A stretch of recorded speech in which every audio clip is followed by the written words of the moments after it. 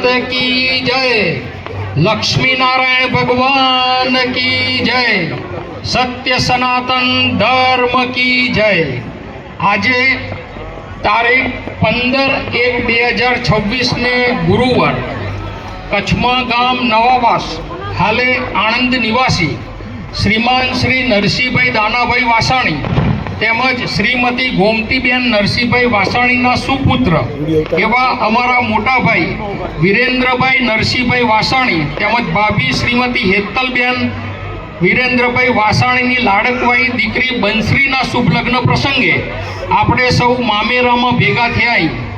સૌ પ્રથમ મામેરું લઈ આવનાર કચ્છમાં ગામ માતાજી નેત્રા માતાજીના એવા તેજાભાઈ કરમસિંહભાઈ નાકરાણી, નાનીમાં શ્રીમતી મંજુલાબેન તેજાભાઈ નાકરાણી એવા એમની સાથે આવેલા નાના બાપા મણીલાલભાઈ કરમસિંહભાઈ નાકરાણી પરિવાર, નાના બાપા શ્રી જયંતિભાઈ કરમસિંહભાઈ નાકરાણી પરિવાર, એમના 6 દીકરા એવા પહેલા વિનોદ મામા, પરસોત્તમ મામા, વસંત મામા, પાર્થ મામા, વિશાલ મામા અને બદ્રી મામા તથા સમસ્ત નાકરાણી પરિવાર ગામ બિલ્લીમોરાથી મામેરું લઈ મામાઓ, મામીઓ, માસા, માસીઓ સાથે આણંદ મુકામે આવ્યા તેઓનું વાસાણી પરિવાર હાર્દિક સ્વાગત કરે છે।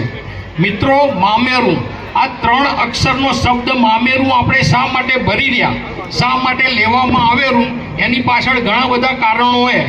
એમાંનું એક કારણ મારા મત પ્રમાણે દીકરી, દી એટલે દિલને પરસી જાય, ક એટલે કસ્તુરીની જેમ મહેકી ઉઠે અને રી એટલે રિદ્ધિ સિદ્ધિથી ઘરને ભરપૂર કરી નાખે ને, એનું નામ મિત્રો દીકરી છે।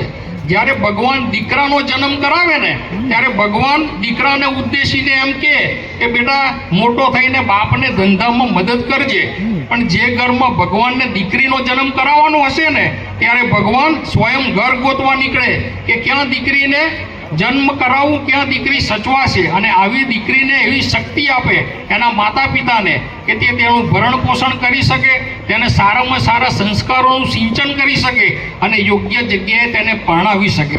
એટલે આવી શક્તિ છે દીકરીઓમાં। એટલે એક સાહિત્યકારે ખૂબ સરસ કીધેલું છે કે દરેક દીકરીના નસીબમાં માતા પિતા હોય છે, પણ દરેક માતા પિતાના નસીબમાં દીકરીઓ નથી હોતી। હવે આ મામેરાનો પ્રસંગે એટલે મામેરા વિશે જો કોઈ પરિભાષા કેવી હોય તો મારા મત પ્રમાણે જ્યારે ભગવાને દીકરીની રચના કરી હશે ત્યારે ભગવાન દીકરીને ઉદ્દેશીને કહેર્યા કે હે દીકરી, હું તને જેના ઘરે જન્મ આપીશ એવા તારા માતા પિતાને એવી શક્તિ પ્રદાન કરીશ કે તે તારું ભરણ પોષણ કરી શકે, તને સારામાં સારા સંસ્કારોનું સિંચન કરી શકે અને યોગ્ય જગ્યાએ તને પરણાવી શકે। આવી દીકરી માવતરમાં 22 વર્ષના સમયગાળા દરમિયાન રહેરી અને મારું કરેલી। જ્યારે એ દીકરીના લગ્ન લેવામાં આવેલા ત્યારે એ દીકરી પોતાના ખાલી હાથના 2 પંજા પોતાના બાપના ઘરની આગળ લગાવીને કહેરી કે હે બાપુજી, આજ દિવસ સુધી હું જે મારું કરતી હતી એ સઘળું તમને સોંપીને પારકાને પોતાના બનાવવા માટે જઈ રહી હું। ત્યારે દીકરીનું બલિદાન, દીકરીનું ઋણ ધરતી પરના કોઈ પણ માતા પિતા ઉતારી શકતા નથી। આ ઋણ ઉતારવાનો મોકો મળેલો એમના મામાઓને। એમના ભાઈઓ એમ વિચાર કર્યા કે જ્યારે ભવિષ્યમાં મારી ભાણેજ કે ભાણિયાના લગ્ન થશે ત્યારે હું યોગ્ય મામેરું કરી અને આ ઋણ ઉતારવાનો પ્રયત્ન કરીશ। એનું નામ મિત્રો મામેરું હોય। જો બેનની અંદર આવા સારા એવા વિચાર હોય તો બેન શું કે ભાઈઓને કે બેન એવું કે આ ઘોર કળિયુગની અંદર શું આ સોના ચાંદીના દાગીના અને કાગળના નાણાંનું કોઈ મૂલ્ય નથી ભાઈ।